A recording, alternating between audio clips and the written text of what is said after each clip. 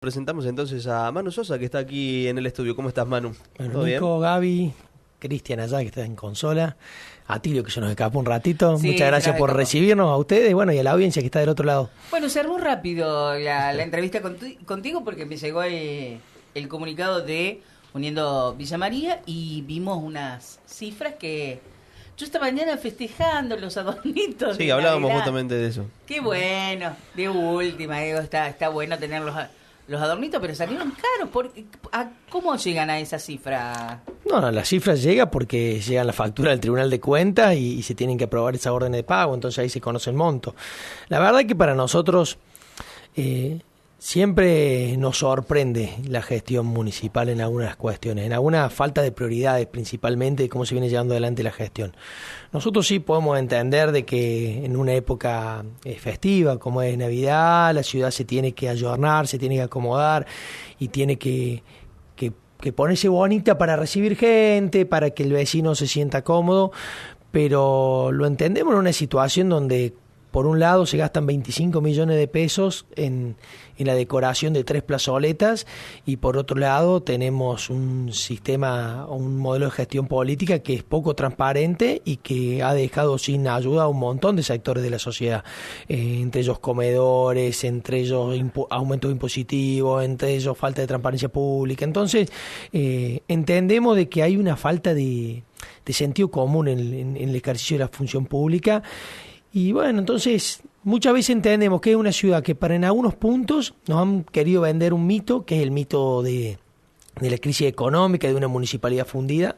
En virtud de ese mito que se creó, se han generado atrocidades, principalmente avaladas por una concentración de poder que se dio a partir de la emergencia económica, con más de 400 despidos, con un aumento impositivo del 500%, con una gestión municipal que por primera vez en la historia de la ciudad no presentó el balance de medio término que correspondía presentar en junio del balance 2023 y que a diferencia de presentar un balance, presentó un informe de saldo provisorio donde reconocen un faltante de 3.000 millones de pesos entre lo que dice el sistema y lo que dice y lo que dicen los papeles o lo que está disponible en la caja de la municipalidad. Entonces, todo un escenario creado de crisis económica, una gestión municipal que pasó de atender 40.000 vecinos por mes en septiembre, agosto del año pasado, va a atender 16.000 en promedio en agosto, septiembre de este año. Es decir, cuando el sistema de salud en teoría debería estar más saturado, se están brindando menos atención. Es una ciudad donde caen 3 gotas y se inunda, donde hay muchos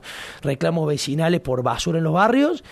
Decide, en vez de mejorar esos servicios públicos, gastar 25 millones de pesos en árboles de Navidad. ¿Pero por los 3 arbolitos o porque han decorado otras instituciones? Mirá, en el hall del municipio el viernes tuve un casamiento, por eso falté aquí en la radio, se casaba familiares míos, vi que hay un arbolito también grande, pero 25 millones. Pero además quiero meter un ganchito ahí en el medio. Además, ¿sabés qué pasa? Que yo todos los años escucho lo mismo. Antes, cuando eran los artificiales, ¿por qué eran los artificiales? Cuando se dejaron los artificiales porque había mucho gasto, siguieron con otros gastos. Y las emergencias, las cuestiones de los desarreglos de los barrios y todas las faltantes, siguen estando. Todos los años hacen gastos innecesarios. Y las cosas que se tienen que acomodar, no se acomodan nunca. O sea, estamos siempre con la misma... Es el cuento de la buena pipa, es lo que dice Gaby. O sea, siempre estamos con lo mismo. Acá, Tilio, lo que nosotros hemos visto es principalmente que acá se creó un mito. Por eso lo digo, se creó un mito de un municipio que se recibió fundido y que está fundido y que no es así. Entonces, ahí arranca, me parece, esta farsa, por decirlo de alguna manera. Porque cuando es una farsa. Cuando el Ejecutivo Municipal dijo que la municipalidad estaba fundida, cuando se niega a prestar servicio público, cuando le quitó ayuda a los comedores, cuando... No es transparente los números públicos. Bueno, pero por otra parte, el ejecutado hasta el tercer trimestre, o sea, hasta el mes de septiembre del año 2024, tiene un superávit de 11.500 millones de pesos.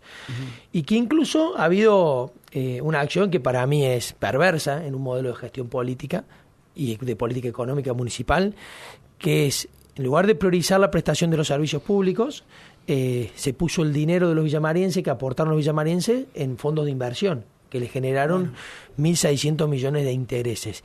O sea que esto es, yo lo gráfico para que el vecino del otro lado lo entienda. Esto es como si vos en tu casa no tenés vehículo propio, que sería el reflejo del transporte urbano pasajero de la ciudad, que es un desastre. Sí. Tus hijos no pueden ir al médico, que sería el reflejo de lo que pasa con los CAPS que no tienen médico, que ha bajado las prestaciones de salud. Que la casa cuando llueve se te inunda. Sí. Bueno, no hay mucha analogía, es decir, acá vemos que pasa cada vez que llueve se inunda toda la ciudad, vecinos que no pueden salir de la casa, no pueden ir a trabajar. Y que no tengo para darle de comer a los chicos, que es lo que pasa en los barrios. Es decir, hoy vas a los comedores, a los merenderos, en algunos barrios donde hay una gran falencia, faltante de comida, no se puede garantizar la salud alimentaria. Es decir, yo en mi casa tengo toda esa crisis, pero tengo 10 millones de pesos en un plazo fijo en el banco. No, me parece que la prioridad es que nosotros tenemos que, como Estado municipal, prestar los servicios públicos, tener una ciudad que sea de tope, de élite, y tratar de prestar los servicios públicos para los cuales los vecinos aportan el dinero, porque esa plata no es que la inventamos, esa plata la aportaron los villamarienses, principalmente con un gran esfuerzo después del aumento impositivo más alto de la historia de la ciudad, que le fue el 500% de la revaluación del inmobiliario, en algunos casos en el mes de enero de este año. Okay. Y en vez de prestar servicios públicos, el Estado municipal decidió especular financieramente. Y eso para nosotros es preocupante.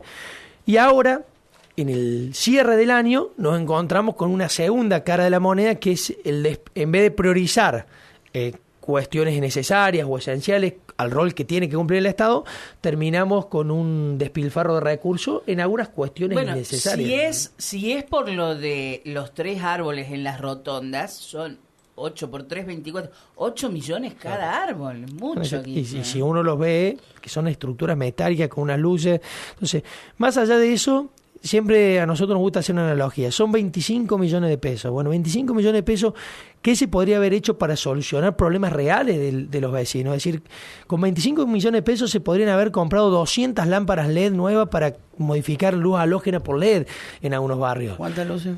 Más o menos. 200 más o menos el cálculo que hacemos nosotros. Entonces vos decís, 200 serían un equivalente por 4 por cuadra, serían 50 cuadras pavimentadas con LED. Entonces hay un montón de cuestiones donde el rol del Estado me parece que tiene que ser muy claro. Y cuando pero está muy inflado, si es que los arbolitos salieron 8 millones. Pero aparte no los compraron a los arbolitos. No los puso una empresa, fue el municipio. Para mí sí, pero los han alquilado, no es que han comprado los árboles, para mi forma. Bueno, ponele que hicieron la estructura desde el municipio. Estoy buscando la municipalidad puede aclarar esto, ¿eh? Si quiere alguien llamar al teléfono de la radio, 4.535.000. Estaría buenísimo. Para explicarnos en qué se gastaron esos 25 millones que dice está en el Tribunal de Cuentas, dijeron que fue en este momento estoy buscando. Ahora, si nadie responde esto, ojalá que tengamos suerte. Ojalá que nos digan, miren, están hablando, pero esto fue por tal y tal cosa, que lo aclaren de última, porque si fueron 25 millones por estos 3 árboles en las rotondas, son 8 millones y chirola por árbol. Bueno, el tema es que si no llama nadie ahora, suponte que no llama nadie. Yo invito a que de última, no escuchemos otra campana. Claro, lo que trato de decir es que después todo esto queda en la nada. Y después yo no sé si en el tratamiento de las sesiones y demás, después si habla sobre estos temas o no. Y el problema es que hay... ¿Se plantea? ¿No hay respuesta? ¿Cómo es el tema? No es algo que... Vamos a la base. No es algo que se discuta en el Consejo Deliberante, porque es una ejecución de un gasto del Ejecutivo que sí pasa por el Tribunal de Cuentas. Bien. Y que el Tribunal de Cuentas de nuestro espacio, Maxi Romero, ha observado el gasto. Eso por un lado. Por otro lado, que viene a colación lo que decís, qué se discute, qué no, hoy en el Consejo Deliberante o en los órganos de representación política, y se discute casi nada. ¿Por qué? Porque hay un modelo de gestión que concentró poder, que ha firmado un acuerdo político, principalmente con el PRO de la ciudad, y que solamente se discute en el Consejo Deliberante los proyectos del Ejecutivo que quiere tratar. Imagínense que nosotros hemos presentado este año más de 100 proyectos y no reciben tratamiento. Y muchos de esos proyectos que nosotros hemos presentado en este año de gestión como concejal no son proyectos, creaciones misteriosas que realizamos nosotros porque nos levantamos un día y decimos, queremos presentar un proyecto de esto, un proyecto de resolución para el mantenimiento de los desagües pluviales en barrio San Juan Bautista. No, es porque hemos ido al barrio, hemos hablado con los vecinos, nos han mostrado su situación, nos cuentan que cuando llueve están 4 o 5 horas sin poder salir de la casa porque están los desagües pluviales tapados, por no han hecho el mantenimiento. Y cuando vos llegás con un proyecto de esa naturaleza al Consejo Deliberante y lo mínimo que esperas es una madurez política de los actores que representan a los vecinos, pudiendo discutir, pudiendo llevar adelante el ejercicio de la función pública y la discusión de las problemáticas de la ciudad, te encontrás con que si no es un tema propuesto por el Ejecutivo Municipal no se discute. Entonces eso también genera me parece una gran degradación de la calidad política o institucional que tiene la ciudad. Esa es una de las, lo vengo repitiendo, una de las decepciones más grandes que me ha dado cuando uno decidió involucrarse en política y participar y construir un espacio que es Uniendo Villa María y tratar de generar un espacio que renueve la política, que renueve la cuestión dirigencial. Yo siempre creí que había desde la política o de los dirigentes de la política mayor amplitud o capacidad para debatir.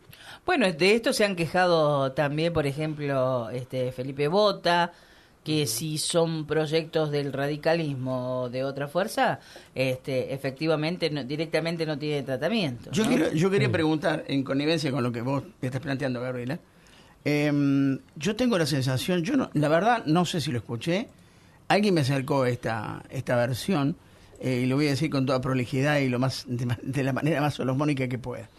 Es verdad que, por ejemplo, en el bloque mayoritario hay una, yo no sé si llamarla intencionalidad, hay algunos opositores, digamos, al bloque mayoritario, que no tienen la suficiente participación o a quienes no se les da el lugar que corresponde para debatir ideas y demás. ¿Vos notás que hay un cierto, ¿cómo decirte? Un cierto desapego hacia ellos?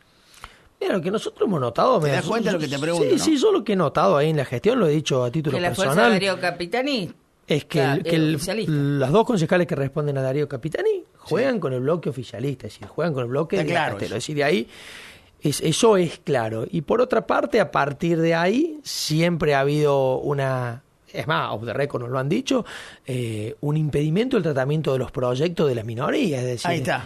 O sea, nosotros cada vez que hemos planteado, incluso cuando hemos hecho planteos en sesiones, planteando que el Consejo se conforme en comisión para el debate o el tratamiento de diferentes proyectos, como fue, por ejemplo, la semana pasada que planteamos que se conforme en comisión para tratar el programa de equilibrio poblacional, que es un programa de la problemática ambiental.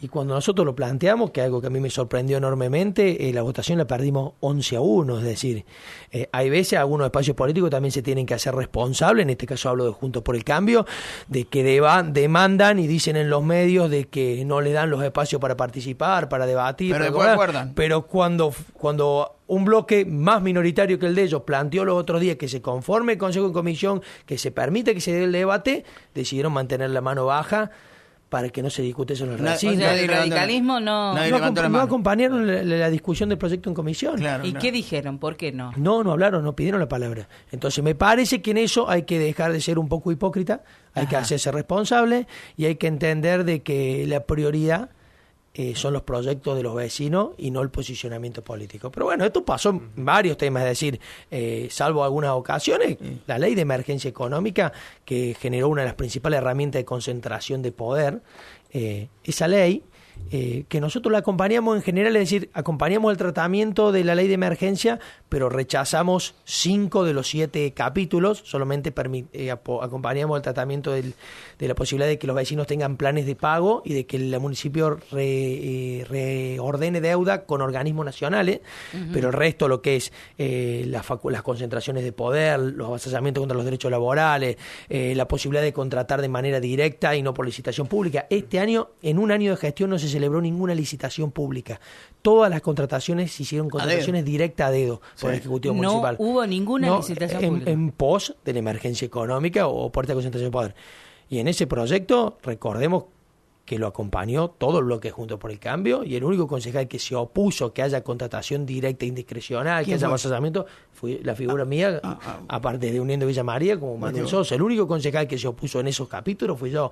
Entonces, en eso me parece que hay que hacerse responsable políticamente cuál es el rol que ha cumplido cada uno, las consecuencias que estamos pagando hoy de esa concentración de poder que se le adjudicó al Ejecutivo, y bueno, y creo que eso queda en las gateras, por decir alguna cuestión, de la responsabilidad política que tenemos de mejorar la calidad de vida institucional. O sea que ya te miran un poco medio como que, va a traer un proyecto Sosa, medio déjenlo un poco de lado, qué sé yo. En realidad ya ni te miran porque... No, digo, es una manera de... Lo que pasa, Atilio, es que... De hacerte hay como un vacío, porque... Sí, hay una posición de no tratamiento, como te decía recién, off the record, incluso algunos concejales nos han dicho, nosotros tenemos claras instrucciones de no tratar los proyectos tuyos. Yo siempre le digo, no son proyectos míos, son proyectos de los vecinos, son proyectos de la ciudadanía. O sea, cuando uno va con un proyecto al recinto legislativo, fue porque vino un vecino y se lo acercó, porque vino una institución, te reuniste, lo charlaste y dice, mira, vemos este problema, ¿qué podemos hacer? ¿Cómo lo podemos canalizar? Y uno le da una forma y le da forma. Y es más, nosotros lo dijimos el día 1 que asumimos la responsabilidad como concejal, que nuestra banca era una banca abierta, una banca del pueblo, que cada institución que tuviera un proyecto o una idea y que lo quisiera canalizar, tuviera carácter parlamentario, a pesar de que a lo mejor no compartía el proyecto, nosotros estábamos dispuestos a firmarlo y darle carácter parlamentario, porque creemos que la mejora de la vida institucional de la ciudad se da con más participación de los vecinos, con más posibilidad de discutir los problemas de la ciudad. Y lo que me encuentro hoy en un Consejo Deliberante es que no existe eso, no existe la discusión política. Hay una agenda marcada por el Ejecutivo que... Pero todo se aprueba entonces. De lo que de lo planteado por el Ejecutivo se aprueba. Y se genera una situación que a veces... que es lo que yo no termino de entender en algunos momentos, que algunos dirigentes hablan de responsabilidad política. Sí. Y no la termino de comprender en algunos casos. Yo creo que nosotros hemos tenido responsabilidad política en este año de gestión, hemos aprobado las cosas que entendíamos que estaban para aprobar, porque tampoco es que rechazamos todo el proyecto, hemos aprobado muchísimos proyectos, hemos aprobado el proyecto de la Guardia Pediátrica, hemos aprobado el proyecto de la donación de los terrenos para la universidad del siglo XXI. Sí. Hemos aprobado lo de la tonadita, no lo aprobamos. Hemos aprobado el proyecto de la guardia pediátrica, de la telemedicina. Hemos aprobado el proyecto de estacionamiento medido, un proyecto que ha sido recontra controversial, pero que era parte de nuestra plataforma de campaña, entonces había responsabilidad política. Hemos aprobado la designación de todos los directores de las sociedades de economía mixta de la ciudad, el ente de deporte y turismo, la ENTUPSE, la terminal de ómnibus, pero no de los síndicos. ¿Por qué? Porque entendemos que la directiva, es decir, el Ejecutivo gobierna esas empresas, pero el Contralor lo tienen que tener las sindicaturas y esas las deben tener la oposición. Hemos tenido en cada una de las acciones que hemos aprobado o hemos rechazado, hemos tomado la palabra y hemos expresado los motivos. Cuando se trató presupuesto, nosotros explicamos por qué no aprobamos el presupuesto y por qué no aprobamos la tarifaria. Hubo concejales que no aprobaron pero no explicaron. Hubo concejales que explicaron una cosa y después votaron otra. Bueno, eso es lo peor, y que directamente no ejecuta ninguna palabra. Manu, mira, te voy a hacer esta consulta. Vez pasada, un par de semanas atrás, charlaba de política con gente que no viene al caso, ¿no? Pero con ningún político en particular, con gente común. Y escuché una apreciación de uno de estas personas que estaba dialogando conmigo. Y sí, pero Manu Sosa está muy cercano al poder de Acastelo. Bueno. Digo, ¿pero por qué? Bueno, yo agarro todo con pinzas lo que me dicen. Todo lo agarro con pinzas. Porque en política también hay mucho canto de sirena, ¿viste? Sí. Y digo yo, ¿por qué podría tener una persona una apreciación como esa? Digo, no sé, la verdad que yo creo que desconozco. Nosotros no tenemos ningún encono personal con Eduardo Acastelo ni con su gestión. Sí, creo que para entender cuál es nuestra posición política hace falta ver el trabajo de este año, donde hemos profundizado nuestros recursos humanos, por decir, nuestro trabajo de gestión pública. ¿Qué rol hemos cumplido en esta gestión? Creo que hemos sido la fuerza política que ha generado mayor oposición, pero oposición no per se. Por eso te digo, yo lo veía de Juntos por el Cambio, sino por la búsqueda del control público. Yo creo que el sistema nuestro democrático, que es carta orgánica, que le permite al quien gana tener la mitad más uno de los concejales ya por sí, pase lo que pase, y lo que ocurrió a posteriores, que es con el pase de Capitania al peronismo provincial y por ende sus concejales ser parte del bloque oficialista prácticamente en el recinto legislativo, nos dejó prácticamente como la única fuerza que ha planteado ante la sociedad una posición enfrentada a la de Eduardo Castelo, pero principalmente por la necesidad de contralor de la función pública. Nosotros entendemos de que no hay que tener miedo al control de la función pública. Si a uno nos ven cercano a Eduardo Castelo, habría que preguntarle por qué o en base a qué. Yo no creo que estemos ni cercanos ni lejanos. Nosotros lo que estamos haciendo es llevando una posición de responsabilidad política, llevando adelante el contralor de la función pública, y para muestras hace falta ver o lo que ha pasado durante todo este año, quienes han marcado la agenda de Contralor Público, quienes han denunciado las irregularidades, quienes han acudido a la justicia para que se le dé la información pública que ¿Y nunca qué se le dio. pasó? ¿Hubo Bueno, fue condenada la municipalidad, presentaron una casación, que para que los vecinos entiendan es la apelación, le rechazaron la apelación y ahora los habían notificado hace unos 20 días aproximadamente por un oficio para que entreguen la información, que tenían 20 días hábiles para entregarla. Bueno, y ahí no pasó nada. Y ahí estamos Ahora, esperándole que la justicia sea un poco más rápida, porque el problema que hay es, imagínense que nosotros estamos discutiendo la entrega de una información que es de la recepción de la gestión. Está cumpliendo un año. El día que nos llegue la información nos va a permitir entender algunas cosas. A Castelo creo, porque me parece que asumió la noche del 9 de diciembre en lugar del 10. Sí, exactamente. O sea, hoy estaría cumpliendo un año la gestión de El 9 de diciembre se tomó la jura, o sea que fue sábado. Sí, Ahora, lo recordaba, digo, viste que se suele acostumbrarse al 10, pero fue a la noche, digo, y la noche anterior. O sea, hoy estaría cumpliendo un año la gestión de Eduardo Castelo.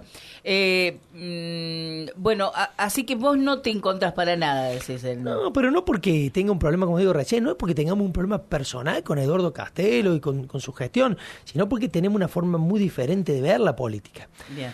Y entiendo en esto, y que yo siempre lo he dicho, que para mí ha sido una decepción, este año de gestión de Eduardo Castelo para mí ha sido una decepción como vecino de la ciudad. Yo siempre dije, cuando Eduardo Castelo, los vecinos lo eligen con toda la legitimidad, el 1 de octubre del año pasado, yo escuché su discurso, incluso después se reunió con los candidatos de toda la fuerza, y él tenía un discurso o una expresión que era ser el director técnico de una nueva generación política, que él venía a dejar de lado las cosas malas con las que se había ido en el 2015. No nos olvidemos que en el 2015 Eduardo Castelo se fue imputado por causa de corrupción, le habían encontrado $250.000 en una caja de seguridad y no lo podían explicar por la causa CBI. Salió en las noticias, diario La Voz del Interior. Y toda esa situación, cuando él vuelve a la arena de la política local, el año pasado, él viene con un discurso componedor de transformación, de volver a ser mejor. Y lo que nosotros vimos desde el día 1 de la gestión, desde que se estableció la emergencia económica, es todo lo contrario. Pero vos la votaste la emergencia en ese momento. No, nosotros votamos en general la emergencia, es decir, que se trate solamente 2 capítulos, que es el capítulo que permitía que se apruebe la negociación con la deuda con los organismos del Estado y la posibilidad de que se dé planes de cuotas a los que tienen deuda impositiva. Todos los otros artículos nosotros los rechazamos. Fuimos el único bloque que rechazó la posibilidad de la contratación directa, la posibilidad de negociar con los proveedores, que eso terminó siendo un acuerdo de acreedores con los proveedores que en definitiva les patearon los pagos a los proveedores de la municipalidad, la posibilidad de darle facultad extraordinaria en materia laboral, lo que terminó con 400 despidos. Todos esos puntos nosotros los rechazamos. Fuimos el único bloque que rechazó la emergencia económica en esos términos y solo la aprobó en general. Ajá. Y esto porque sé que hay una mala intención, principalmente de quienes le dieron esos votos para eso, de querer decir, no, pero Sosa la aprobó.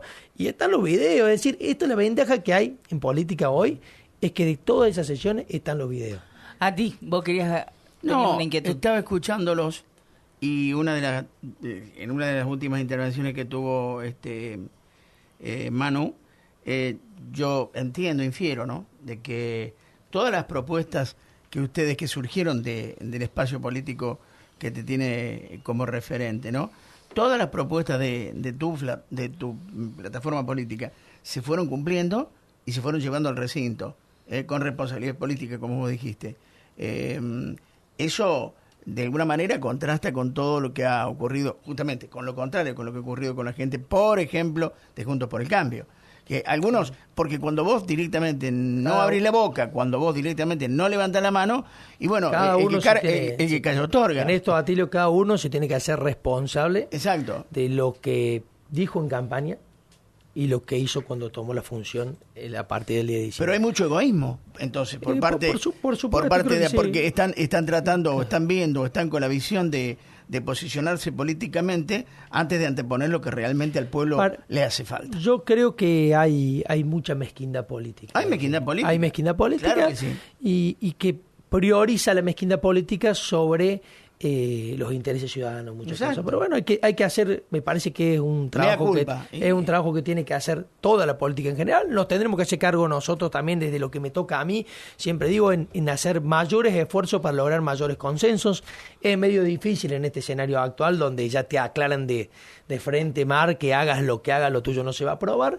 Bueno, pero ahí está lo duro. Pero habrá que seguir trabajando. Me parece que habrá que trabajar para que la ciudadanía también logre participar más. Me parece que hoy hay una apatía tan grande con la política en general que hay que trabajar para generar procesos de recambio, de renovación política, que más gente se involucre. Con más gente y más instituciones involucradas es más difícil torcer. Si un proyecto tiene legitimidad ciudadana, digo, no política, legitimidad de los vecinos, es mucho más difícil que el Ejecutivo... La unión hace la fuerza. Que el Ejecutivo se haga el sordo y no le dé tratamiento. Claro, ejemplo, este es el programa de equilibrio poblacional, tiene más de 4.000 firmas hechas de vecinos y los vecinos... ¿Qué pasó al final del gobierno?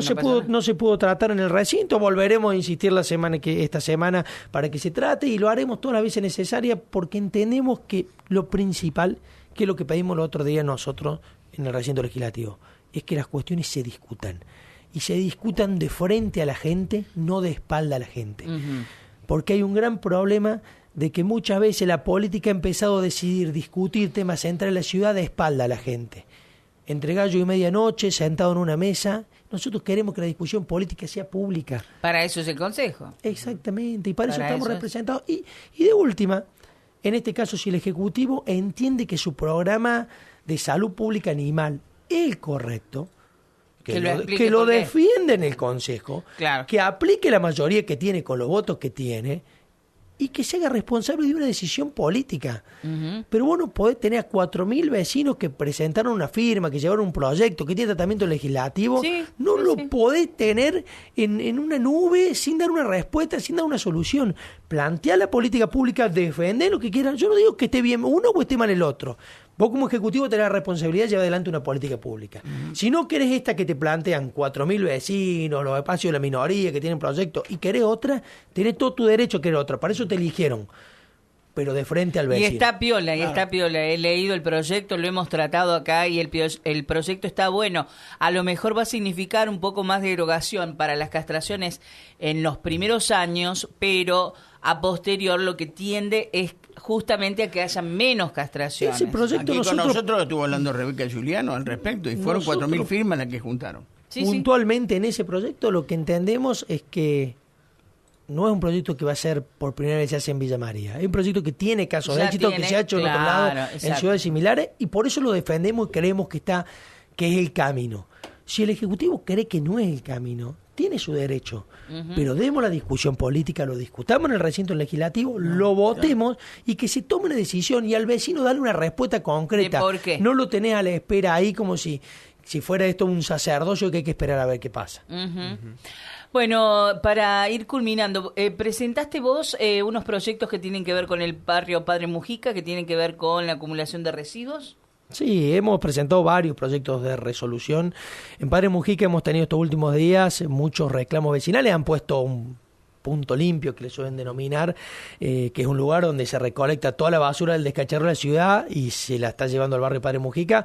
Los vecinos enormemente preocupados porque esto ha generado mucha basura, mucha mugre, el paso de los camiones cargados ha destruido las calles. Cuando en realidad tenemos un punto de reciclaje en la ciudad. Por eso me parece que hay cosas que uno no termina de entender por qué se llevan adelante esos modelos de gestión. Sí, lo que vemos en general, que ha sido materia recurrente en muchos de los reclamos de resoluciones que hemos presentado, mucha mugre en los barrios, mucha queja mucho de yuyo basura, ahora con las últimas lluvias. Mucho yuyo. Dengue. Entonces, la verdad que, por suerte, y hay que tocar madera, el dengue parece haber arrancado menos fuerte que el año pasado. La gente ha tomado más conciencia, probablemente. Hay terrenos muy grandes, por ejemplo, te digo, Bransen y Buenos Aires, Bransen y Buenos Aires, que es enorme porque es como todo un manzano. Los yuyos te digo que están como en metro y medio.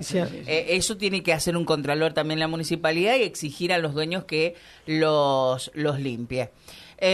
Bueno, sí, yo, mira, viajé el sábado pasado, el mediodía, viajé hacia Belleville.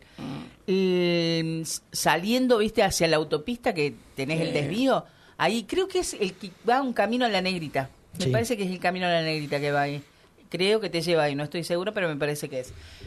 Me sorprendió un basural a cielo abierto, y la gente que tira y la gente que no aprende a tirar las cosas. Lo último que te quería consultar. Siempre nos cuestionan o nos preguntan sobre esto. La verdad que al final yo no sé decirle a la gente, ¿de cuánto fue el aumento de tasas de este año? Bueno, el problema es que ahí es así. Vamos a recapitular un poco. Dale. El aumento de tasas, en realidad, fue del 25% en mayo y del 22,83% en octubre o noviembre. Ajá. Ese fue el aumento blanqueado. Pero lo que hicieron, porque en esto sí tiene picardía el Ejecutivo Municipal, es una revaluación de los inmuebles en enero, donde sube el valor, la base imponible de los inmuebles, que lo subió entre un 300, 400, hasta un 500% en algunos casos, que ha generado que el aumento de las tasas, en algunos casos, ya vecinos que pasaron de pagar 7.500 pesos de inmobiliario a pasar a pagar 35.000 pesos. Entonces, el aumento en realidad ha sido la revaluación de las propiedades que ha hecho el Ejecutivo. ¿En base a qué? Hay un artículo que establece la ordenanza tarifaria que estaba vigente este año. Hay dos artículos. El 125, por un lado, que es el que le permite, conforme al precio, al aumento del INDEC y al aumento de los salarios de los municipales, elevar las tasas. Y que en base a ese artículo, el Ejecutivo aumentó las tasas en mayo y en noviembre. Sí. Pero por otra parte, los artículos del 8 al 12 de la tarifaria, que habla de la revaluación o el valor imponible de las propiedades, el Ejecutivo en el mes de enero genera un revalúo y el impuesto varía de una propiedad a otra, pero en general nosotros hemos visto aumentos entre el 300 y el 400% de la base de impuestos. Una barbaridad. A mí es una locura. Una locura porque en contraprestación no se están prestando los servicios. Yeah. Ese es el problema más grande. ¿Cuántos meses sin riego? Por eso, ¿cuánto? Gaby, por eso, la prueba acá es la información oficial. Es decir, vos aumentaste los impuestos, revaluaste, porque decías que el municipio estaba fundido. Y en el mes de septiembre tenés un superávit de 11.500 millones de pesos, evidentemente cobraste de más. Porque a vos no te pueden estar sobrando 11.500 millones de pesos. En este año de contexto inflacionario. Entonces, si a vos te sobraron 11.500 millones de pesos, es porque vos le cortaste la cabeza a los vecinos, lo mataste con los impuestos y no prestaste los servicios. Y eso es lo que pasó. Los vecinos de Villa fueron estafados. Ahora, ¿y dónde está el dinero ese? Es la gran pregunta. En fondos de inversión, por lo que dicen, porque en definitiva, en lugar de prestar servicios públicos, reajustar, lo que se hizo es se especuló financieramente generando un ingreso. ¿Para qué? No sé. Lo que yo no entiendo, el rol del Estado es prestar servicios. El rol del Estado no es un banco, no es una financiera, no tiene que generar dividendo económico, tiene que prestar servicios públicos de calidad. Y en esta ciudad, este año, por lo menos gestión casterista, fue vergonzoso, porque la inseguridad está cada día peor, porque los barrios están tapados de mugre, porque la ciudad llueve y se inunda y no hay ningún avance real, porque se ha pavimentado poco y nada este año de gestión municipal, porque se ha abandonado los merenderos, a los comedores, se ha cortado la asistencia social en los sectores más vulnerables de la ciudad, y eso, ¿sabe lo que genera? Que es lo más preocupante para mí. Desigualdad. Genera, ¿quién está cumpliendo el rol del Estado en los sectores más humildes? Las estructuras criminales. Cuando vos en un barrio no tenés contención alimentaria, no tenés desarrollo, no tenés contención educativa, las estructuras criminales son las que brindan contención, son las que ayudan al comedor. Más venta de droga, más... Entonces termina en un narcoestado que termina brindando los servicios, prestando los servicios, conteniendo lo que no hace el Estado municipal. Y ahí hay una gran complicación, porque vos ahí sembrás problemas para futuro. Eso genera resentimiento. Eso que pasa cuando vos tenés este tipo de manejo, que el dinero no va donde debe ir, se cobra, no se prestan los servicios, en los barrios humildes, donde pasan todas estas cosas que vos manifestás, evidentemente generan resentimiento. No quiero decir de que el que nace delincuente es difícil reformarlo, pero el delincuente, cuando tiene resentimiento, es peor. La hace y peor. Vale decir, esto también es un caldo de cultivo para que El justamente Estado municipal ha abandonado muchísimas políticas públicas Bueno. este año y las consecuencias no las estamos viendo hoy, pero vamos a ver a largo plazo. Cerró la terminalidad escolar, prácticamente no está funcionando el sistema del centro de adicciones municipal. Ahora se anunció que se va a hacer en el Guricito uno nuevo por la provincia. Este año, ¿qué hizo? ¿Qué pasó con ese presupuesto que se ejecutó? ¿Qué pasa con los comedores y los merenderos? ¿Qué pasa? Lo que pasa es que se abandonó. El Estado municipal ha abandonado al vecino. Nico, ¿hay inquietudes para el Sí, final? mensaje por acá de María, dice, hola, buen día, quizás el reclamo que voy a hacer no sea para el tema que están tratando, pero quiero aprovechar que está el concejal para plantearle el desastre que son las calles en los barrios. Vivo en barrio Malvinas Argentinas, muy abandonadas las calles, árboles que tapan veredas y que no se puede caminar, ni hablar de barrio San Martín, la calle Bransen no se puede transitar entre San Luis y Tucumán, hay un contenedor celeste que hace más de un año que han roto el pavimento para conectar servicios y así han quedado. Dice, todo bien con la costanera, pero los barrios son un desastre y ni hablar de las calles de tierra. Bransen, San Martín, San Luis, perdón. Barrio San Martín, San Luis, Bransen, San Luis y Espora. Hay una idea, sobrevuela una idea de hacer una convocatoria de los vecinos, algún tipo de protesta tranquila, ¿no? Sí. Pero dice en contra contra de nadie, a favor de los vecinos que están pidiendo pavimento, que están pidiendo el arreglo de calles, están cansados y se sienten abandonados. Estos son los rumores que a mí me han Gaby, llegado. vos lo dijiste ahí, hay un abandono de la gestión. La sensación, muchas veces, que tengo a título personal, es que no tienen ganas de gobernar, no tienen ganas de gestionar, porque hay un abandono que pareciera que la ciudad quedó quedada. Quedada en desarrollo, quedada en obra, quedada en limpieza, en embellecimiento. Sí se ha puesto lindo lo que gran modelo Lo de acá siempre. está, la costanera, algún espacio del centro, pero Lo que se ve. donde habitan cotidianamente los villamarienses, la ciudad que vive el vecino de los barrios, está cada día peor. Y para nosotros es una gran decepción. Y por último, ¿qué aumento de tasas va a haber para el año que viene?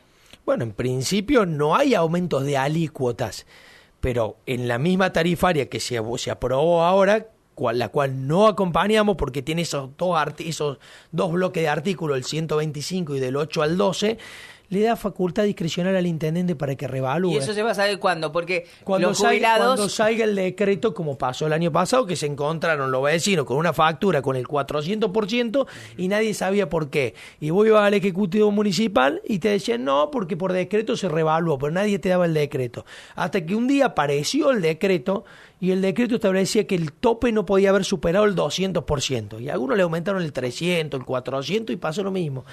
Porque muchas veces esta gestión municipal ha perdido los frenos inhibitorios. Entonces hoy hacen, y la sociedad, que está cada día más desgastada, cada día más cansada, me parece que termina tolerando estos atropellos Es que no contra la tiene institucionalidad. manera de tiene revertirlo. No, y tiene- además, ¿sabes qué? ¿Qué lo defiende? Esto los afecta enormemente a muchos jubilados. Hoy hemos hablado de los jubilados, la mínima. Acá las preguntas que nos llegan, llegamos también a mucha gente grande nosotros en la radio y de eso también nos enorgullecemos. Muchos nos preguntan, che, ¿de cuánto va a ser el aumento del año que viene? Porque yo entre la jubilación y ya lo que estoy pagando, más lo que aumentó del agua, dice, ya no me va a dar la plata de la jubilación para ir. Dice, a nosotros nos gusta cumplir. Así que bueno, todavía no se sabe. No se sabe. Mira, yo te voy a decir algo. En principio no debería haber aumento, Hasta marzo, abril. Mira, te pero tiro un dato. con este Ejecutivo Municipal nunca se sabe. Permítame, les tiro un dato Sí. concreto. Ujú, El día viernes yo estuve con una persona que tiene muchísimo dinero. ujú. Un empresario villamarense. Pero muchísimo dinero. Ajá. No te imaginas cuánto. Ni yo sé. Pero está pero muy bien. Tiene una espalda enorme. Me dijo, yo con estos atorrantes no quiero tener más... Así, literal. Yo con estos atorrantes... Y se lo dijo a mi mujer y me lo dijo a mí. Estos atorrantes yo no les pago un mango. Hace un año y pico que yo no pago directamente ¿cómo es? Impuestos. Los impuestos no los La pago. tasa. Porque sé que se fuman todo. Bueno, Así bueno. que, viejo, hasta que no pongan las barbas en remojo y presten servicio como tienen que prestar con el dinero público, yo no les pago más un mango. Que hagan lo que quieran, yo no les pago nada. Y si Hay entraran mucha en gente que está rebeldía, caliente, Sí, ¿eh? hay mucho enojo en la Sí, sociedad. Mucho, porque- mucho enojo, ¿eh? esto si entrara en rebeldía Se mucha lo- gente, te a digo, mí textualmente el tipo me dijo, se afanan todo. Textualmente me lo dijo. Un Bueno. empresario, llamaría. Manu Sosa, muchas Ojo. gracias por la visita. Gracias a ustedes por invitarnos, como siempre a disposición para cuando seamos convocados. Agradecerle de nuevo el espacio porque siempre es importante que el vecino del otro lado, el oyente de la radio pueda escuchar, que escuche otras campanas. Hay veces los espacios que somos de la minoría, que somos espacios más chicos, nos cuesta más poder difundir. Hay toda una maquinaria publicitaria del oficialismo que empapela la ciudad y que a nosotros nos cuesta mucho más. Entonces cada oportunidad que tenemos para hablar con el vecino, esta vez por intermedio de usted, para nosotros es un lujo y es una oportunidad para contar qué es lo que estamos haciendo. Y volvemos a decirle también al municipio que si quiere explicar, Claro, que llamen. que bien, Cierto. que venga y Pero nos que no- explique pero que no si nos es que llaman. no es como dice Sosa, que venga y explique también. Claro. Pero después yo cada vez que he tratado de gestionar una nota es como que se me esquiva, o No, nadie por lo llama. menos nadie quiere venir al estudio, nadie quiere decir nada, se quedan con los No, comunicados de prensa y además nada hay más. otra cosa que tenemos, nos consta, lo sabemos, de que hay gente en el municipio que escucha la radio. Ujú. Y sin embargo no nos llaman. Estaría bueno que nos llamen. Sí, así que bueno, A mí me tienen el encantaría que micrófono llamen. abierto también los del municipio. Gracias, Sosa, muchas gracias. Gracias a ustedes, muy amables. Gracias, Manu. Chao, buen día.